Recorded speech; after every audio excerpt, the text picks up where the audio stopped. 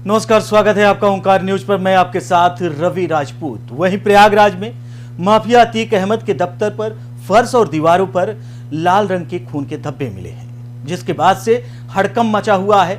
माना जा रहा है कि ये लाल रंग के धब्बे इंसानी खून के हो सकते हैं। ऐसे में उन्हें लेकर कई तरह के सवाल खड़े हो गए हैं। ये खून किसका है? क्या अतीक की हत्या के बाद उसके दफ्तर में भी किसी की हत्या की गई, या फिर यहां कोई बड़ी अनहोनी हुई है? इन सवालों में प्रयागराज पुलिस उलझती जा रही है और पूरे मामले को सुलझाने में जुटी है। दरअसल सोमवार को सुबह एक स्थानीय ने थाना खुलदाबाद के एसएचओ को सूचना दी, जिसके बाद पुलिस कर्मियों के साथ तत्काल घटना स्थल पर पहुंचे और पूरे दफ्तर का मुआयना किया। इस दौरान में जो कुछ भी दिखाई दिया वो बेहद चौंकाने वाला था। दफ्तर के ग्राउंड फ्लोर से फर्स्ट फ्लोर और सीढ़ियों पर कई जगह खून के छींटे और धब्बे दिखाई दे रहे थे। नीचे फ्लोर पर ही एक खून से सना चाकू भी पड़ा हुआ मिला, जिसके बाद खून का जो बिखराव है वो फर्श में पूरी तरीके से दिखाई दिया। ऊपर की ओर भी खून के धब्बे दिखाई गए। वहीं सीढ़ियों पर भी खून दिखाई देता रहा और ऊपर कमरे सोफे पर एक सफेद रंग की धोती मिली। ये धोती एकदम साफ थी, लेकिन इस पर भी खून के निशान मिले। खून के ये निशान किचन में भी मिले। इन निशानों को देखकर यह कहा जा सकता है कि ज्यादा दिन पुराने नहीं हुआ है, यानी ऐसे आशंका जताई जा रही है यहां जो कुछ भी हुआ है वो 1-2 दिन पहले ही हुआ है। इसके अलावा अतीक के दफ्तर में चारों तरफ तक सामान बिखरा हुआ था, जिसे देखकर ऐसा लग रहा था कि जैसे यहां पर कुछ ढूंढने की कोशिश की गई हो। अलमारी से कपड़े बाहर बिखरे हुए थे, चारों तरफ कागज फैले हुए, किचन का सामान भी खराब ढंग से बाहर बिखरा हुआ।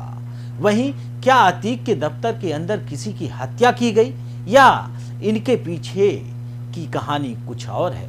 इन सवालों ने प्रयागराज पुलिस की उलझने बढ़ा दी है। घटना की खबर मिलते ही एसीपी सत्येंद्र प्रसाद तिवारी भी पहुंचे, जिसके बाद फॉरेंसिक टीम ने यहां से सबूत इकट्ठा किए। फॉरेंसिक टीम ने इस बात की जांच कर रही है कि अतीक के दफ्तर में जो लाल रंग के निशान मिले वो इंसानी खून के हैं या फिर किसी जानवर का। पुलिस के मुताबिक आज फॉरेंसिक रिपोर्ट आ सकती है शाम तक, जिसके बाद ही इस मामले पर तस्वीर और ज्यादा साफ हो सकेगी। अगर ये खून धब्बे इंसानी खून के निकलते हैं तो इस मामले में पुलिस की जांच का दायरा और भी ज्यादा बढ़ जाएगा। ये माना जा रहा है कि अतीक और अशरफ हत्याकांड के बाद एक बार फिर से पुलिस की मुश्किलें बढ़ गई हैं। जांच एक तरफ जहां शाइस्ता परवीन को लेकर बढ़ रही थी और गुड्डू मुस्लिम को लेकर बढ़ रही थी, वहीं अब इंसानी धब्बों यानी ये खून के जो छींटे अतीक अहमद के दफ्तर पे मिले हैं वो जांच का दायरा बढ़ाने वाले हैं। पुलिस लगातार जांच कर रही है और उसके पीछे वहीं इस खबर पर अधिक जानकारी के लिए पूर्व आईपीएस अधिकारी सूर्य कुमार शुक्ला जी हमारे साथ जुड़ रहे हैं। सूर्य कुमार शुक्ला जी, पहला प्रश्न आपसे यही कि अतीक और अशरफ के हत्याकांड के बाद यह माना जा रहा था कि ये जो 3 आरोपी थे, सनी, अरुण और एक और भी अपराधी था, इसके पीछे कोई किसी संगठन का हाथ होगा या फिर कोई माफिया गिरोह इसके पीछे होगा। लेकिन पुलिस उसी एंगल से जांच कर रही थी। अब जांच का एंगल बदलता दिख रहा है। जो अतीक का दफ्तर है वहां खून के छींटे मिले हैं, चाकू मिली है और खून से सनी हुई साड़ी मिली है। क्या आपको लगता है कि पुलिस को इस जांच को बढ़ाने के लिए दायरा अपना बड़ा करना पड़ेगा? सूर्य कुमार जी।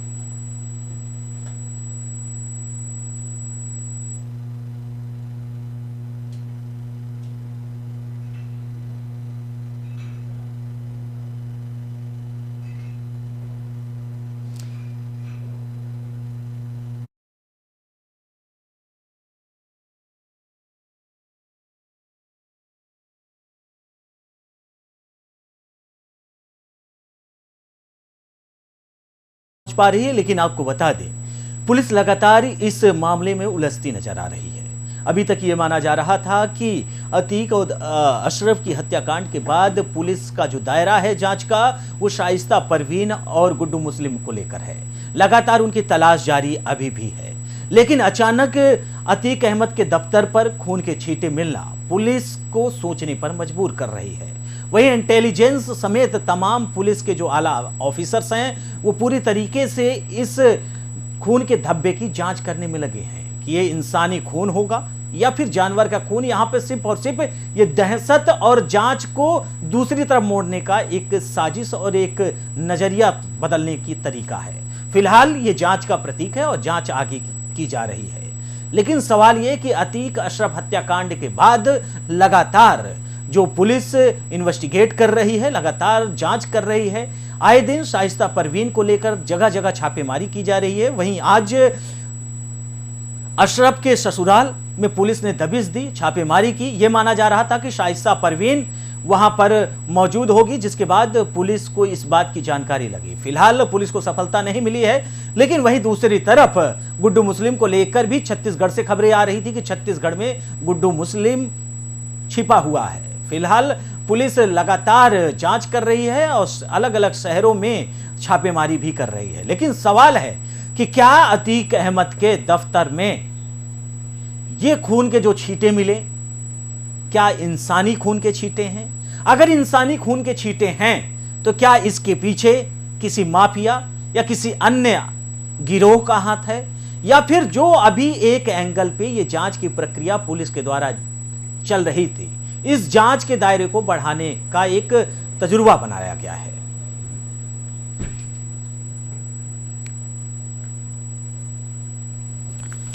फिलहाल सूर्य कुमार जी हमारे साथ जुड़ गए हैं। सूर्य कुमार जी, सवाल आपसे वही कि ये जो जांच का दायरा, अभी तक ये माना जा रहा था कि गुड्डू मुस्लिम, शाइस्ता परवीन की लगातार छापेमारी की जा रही है, लेकिन अचानक अतीक अहमद के दफ्तर से ये खून के धब्बे मिलना, चाकू मिलना और खून से सना हुआ कपड़ा मिलना पुलिस को जांच का जो दूसरा रूप है और दूसरे एंगल में तब्दील होते हुए ले जा रहा है। कैसे देख रहे हैं आप इसे?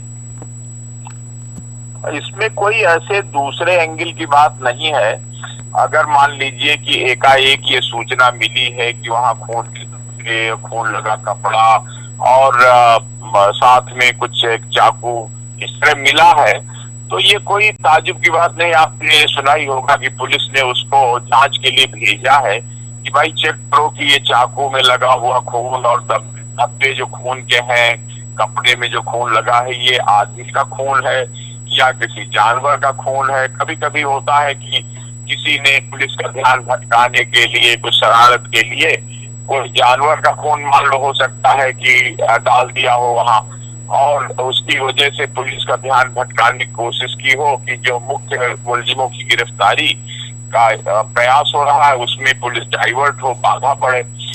तो ये भी एक एंगल हो सकता है। और अगर मान लीजिए ये निकलता है कि नहीं ये किसी आदमी का खून है, तो फिर इस बात का पता लगाया जाएगा कि वो कौन आदमी था, किस स्टेज पर ये धब्बे पड़े होंगे, किसने ये डाला होगा, कौन यहाँ रात में कोई ये खंडहर टाइप का जो पड़ा हुआ है इस समय उसमें कौन आया, कौन रात में कोई घटना हुई। कभी कभी ये भी हो जाता है कि ऐसे खंडहर टाइप जगह पर कोई शराबी टाइप का या कोई उद्दन टाइप का आदमी आया, उनमें 2-3 थे, उनमें लड़ाई हो गई और उसमें इस तरह के खून के धब्बे, मारपीट या चाकू चल गया। ऐसा भी हो जाता है कभी कभी। बिल्कुल सर, तो लेकिन अभी कुछ कहना जल्दी होगा, पहले जांच हो जाए कि कैसा खून है, किसका है, अब उसके बाद इसमें निष्कर्ष निकालना उचित होगा। बिल्कुल बिल्कुल सर, लेकिन सवाल जो खड़ा होता है, इसके पहले अतीक अहमद का जो दफ्तर था उस पर बुलडोजर चलाया गया, उसे ढाया गया, आगे का हिस्सा टूटा हुआ दिखाई दे रहा है पूरी तरीके से। उसके बाद मीडिया के कर्मियों ने वहां पे जो रिपोर्टर्स गए अंदर तक जाके पूरी तरीके से रिपोर्टिंग की। ये कुल मिलाकर जब अतीक अहमद और अशरफ की हत्याकांड हुई उसके 2 दिन बाद से ही लगातार उसके दफ्तर की तस्वीरें सामने आई, हम सबके सामने आई, तब वहां पर कुछ भी नहीं पाया गया। अचानक ये 2 दिन बाद वहां पर खून के छींटे, तो क्या आपको लगता है, हमारा जो महत्वपूर्ण प्रश्न ये है कि क्या इसके पीछे आपको साजिश लगता है कि कोई दूसरा जो संगठन है या दूसरा गिरोह है या दूसरे लोग हैं, क्या इसमें साजिश है, या फिर सिर्फ और सिर्फ जांच के दायरे को सिर्फ और सिर्फ चेंज करने का यह तरीका है?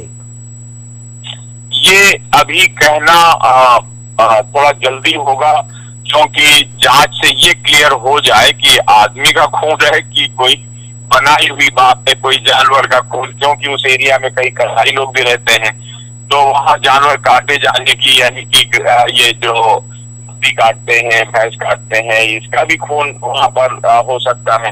और ये भी हो सकता है कि कोई आदमियों में लड़ाई हुई हो या कोई बात ऐसी हुई जिसके कारण इस प्रकार की बात हुई हो। बहरहाल 1-2 दिन में क्लियर हो जाएगा और क्लियर हो करके फिर जांच तदनुसार आगे बढ़ेगी। बिल्कुल सर, इसके लिए फॉरेंसिक टीम को जांच के लिए भेजा गया है। ये माना जा रहा है कि आज शाम तक ये जांच रिपोर्ट भी आ जाएगा, जिसके बाद ये पता चलेगा कि इंसानी खून है या जानवर का खून है। लेकिन सवाल सर एक महत्वपूर्ण है शाइस्ता परवीन को लेकर, गुड्डू मुस्लिम को लेकर। लगातार पुलिस छापेमारी कर रही है और लगातार चाहे अशरफ के ससुराल हो या फिर छत्तीसगढ़ में गुड्डू मुस्लिम की तलाश हो, क्या आपको लगता है कि पुलिस को सफलता कहां नहीं मिल रही है? इसके पीछे का कारण क्या हो सकता है सर?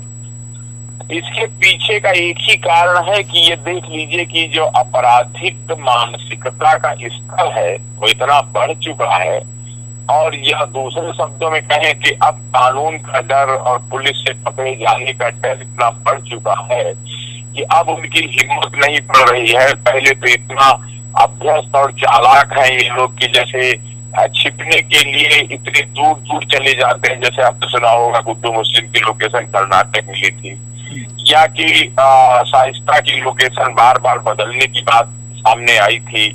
तो उससे लगता है कि ये लोग इतना क्राइम की दुनिया में अभ्यस्त हो चुके हैं कि इनके लिए कोई बहुत आश्चर्य की बात नहीं है। पुलिस छिपने के लिए कुछ भी तरह तरह के नए नए तरीके निकालते रहते हैं।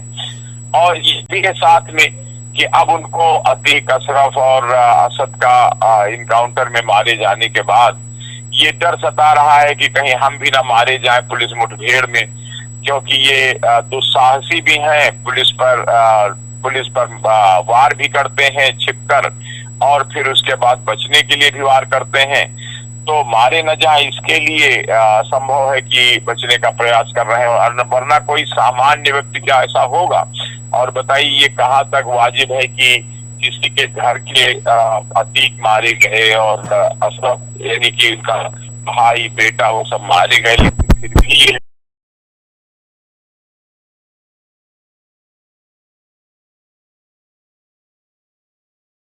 हो जाना चाहिए। बिल्कुल बिल्कुल सूर्य कुमार जी, आप हमारे साथ जुड़े, आपको बहुत बहुत शुक्रिया। और फिलहाल इस विषय पर आपने अधिक जानकारी हमारे साथ साझा की। वहीं आपको बता दें कि अतीक अहमद हत्याकांड के बाद लगातार जो जांच का दायरा है बढ़ता जा रहा है पुलिस का। फिलहाल अतीक अहमद के दफ्तर से ये खून के जो छींटे और धब्बे मिले हैं, ये जांच के दायरे को बढ़ाने वाले हैं।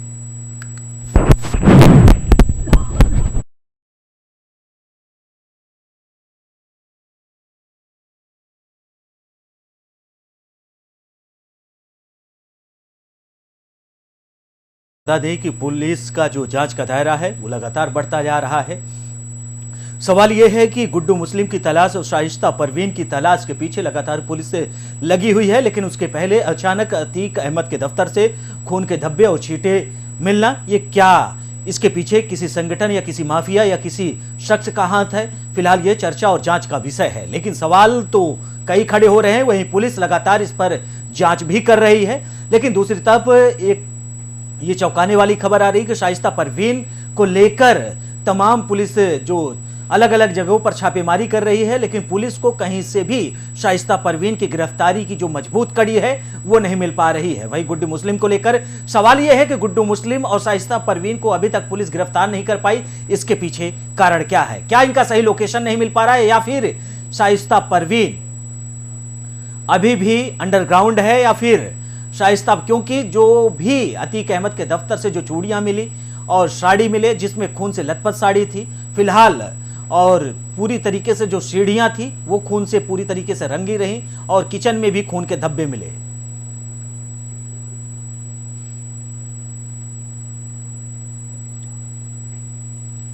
वहीं बढ़ते हैं अगली खबर की ओर, जहां दिल थाम कर बैठे छात्रों का इंतजार आखिरकार खत्म हो गया है। यूपी बोर्ड ने 10वीं और 12वीं का रिजल्ट जारी कर दिया है। इस साल 10वीं की परीक्षा में कुल 89.78% छात्र और छात्राएं पास हुई हैं। इस साल परीक्षा में छात्रों का पास प्रतिशत 86.64 और छात्राओं का पास प्रतिशत 93.34% है। इस साल कुल मिलाकर 29 लाख से ज्यादा छात्र छात्राओं ने 10वीं की परीक्षा दी थी।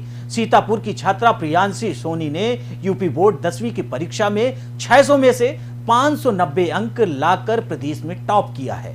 वहीं आप यूपी बोर्ड की आधिकारिक वेबसाइट पर जाकर अपना रिजल्ट अभी भी देख सकते हैं। वहीं इस बार यूपी बोर्ड की परीक्षा में खास बात यह रही कि विभाग ने जल्द ही रिजल्ट घोषित करने का रिकॉर्ड भी बना लिया है। इसके पीछे सबसे बड़ी वजह समय पर परीक्षा के बाद जल्दी मूल्यांकन है।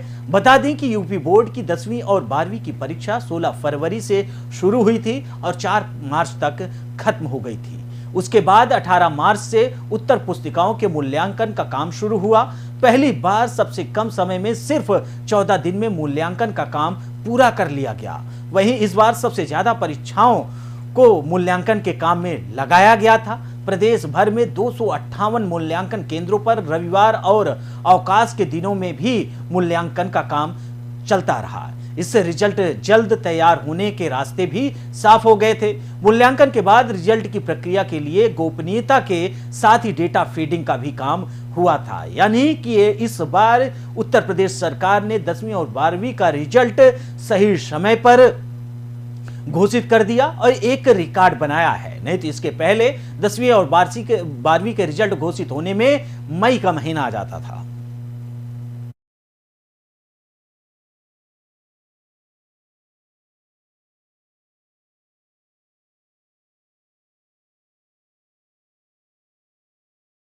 को बता दें कि लगातार इस खबर पर हम चर्चा भी कर रहे हैं कि आखिर 10वीं के जो टॉपर्स हैं, जिन्होंने अपने जिले का नाम रोशन किया है, अपने परिवार का नाम रोशन किया है, तो उन्हीं में से एक हमारे साथ जुड़ रही हैं लाक्ष्मी चौहान, जो अमरोहा से हैं और अपने विद्यालय समेत अपने जिले में उन्होंने टॉप किया है।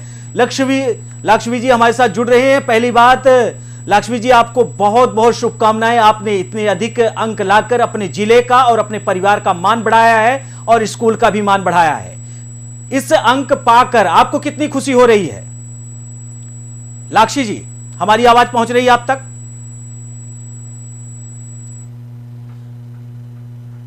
लाक्ष्मी जी, हमारी आवाज आप तक पहुंच रही है?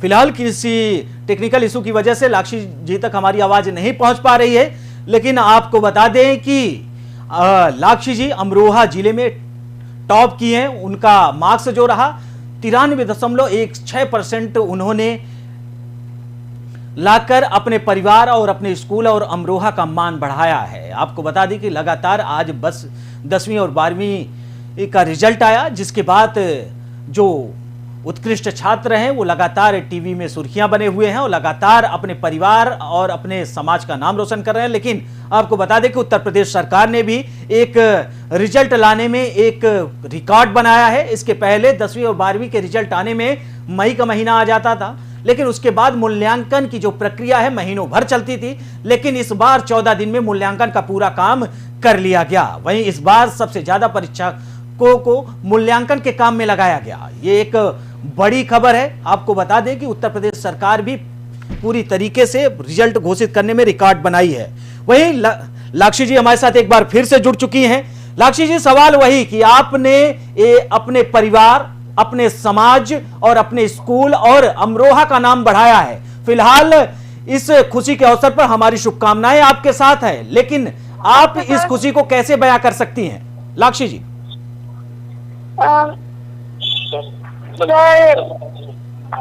सबसे ज्यादा योगदान हमारे टीचर्स एंड मेरे पेरेंट्स का है, और मैंने थर्ड, जिनकी वजह से आज मैं 3rd रैंक आई हूँ। और क्या ना, सबसे ज्यादा मैं थैंक्स करना चाहूंगी अपने टीचर्स एंड पेरेंट्स का, जिनकी वजह से आज मैं 3rd पोजीशन पर आई हूँ। बिल्कुल लाक्ष्मी, बिल्कुल लाक्ष्मी, आज आपने जो काम किया है, आज आपने जो एक कीर्तिमान अपने परिवार, अपने समाज, अपने स्कूल और जिला का नाम रोशन किया है। आज आपने जो कीर्तिमान हासिल किया है, इससे आपका परिवार और जिला समेत हम सब बहुत खुश हैं आपके काम से, आपकी पढ़ाई से। लेकिन आप घबराएं नहीं, आप निर्भीक होकर अपने शब्द रखें। लेकिन लाक्ष्मी, आपसे अगला प्रश्न हमारा यही है कि इस पढ़ाई के पीछे इतने अंक आपने लाए, अपने जिले का नाम बढ़ाया, अपने परिवार का नाम बढ़ाया, इसके पीछे आपको कितनी कड़ी मेहनत करनी पड़ी? नॉर्मली तो मैं डेली तो मतलब 8:30 से मतलब 12 रात को पढ़ती थी, और नहीं तो मतलब पेपरों में तो मैंने बहुत मतलब 2 बजे तक रात को पढ़ा इस मुकाम पर पहुंचने के लिए। बिल्कुल लाक्षी, और- बिल्कुल बिल्कुल बिल्कुल, आप बिल्कुल निर्भीक होके हमसे बात करें। और लाक्षी, आपसे अगला प्रश्न हमारा यही है कि जो छात्र जो अभी हाई स्कूल या फिर 9th में थे, जो 11th में, जो अब बोर्ड एग्जाम में जाएंगे, उन छात्रों के लिए आप क्या संदेश देना चाहेंगे? वो सब टीचर्स को फॉलो करें और अपने पेरेंट्स को दिल मतलब पेरेंट्स की बात माने और दिल लगाकर पढ़ें, यही है आगे के लिए। बिल्कुल लाक्षी, एक बार आप स्पष्ट कर दीजिए आपका कितना परसेंट आया है और किस सब्जेक्ट में आपके अधिक मार्क्स आए हैं? सर मेरे 95.4% नंबर आए हैं यूपी बोर्ड में और अमरोहा जिले में 3rd रैंक आई है। वही आपके स्कूल का क्या नाम है लाक्षी? सर श्रीमती धनवती देवी इंटर कॉलेज लोहारी बोर्ड हमारी स्कूल है।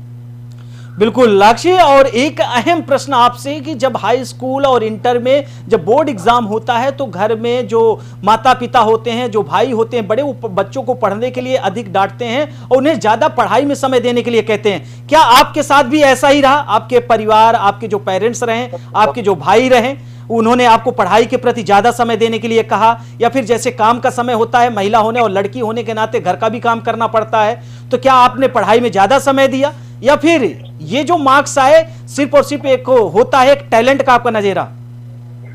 नहीं सर, ये मेरे पेरेंट्स ने मुझे सपोर्ट किया, मेरे भाई ने भी सपोर्ट किया और मुझे पढ़ाई के लिए आगे के लिए मतलब पढ़ने के लिए क्या कहा।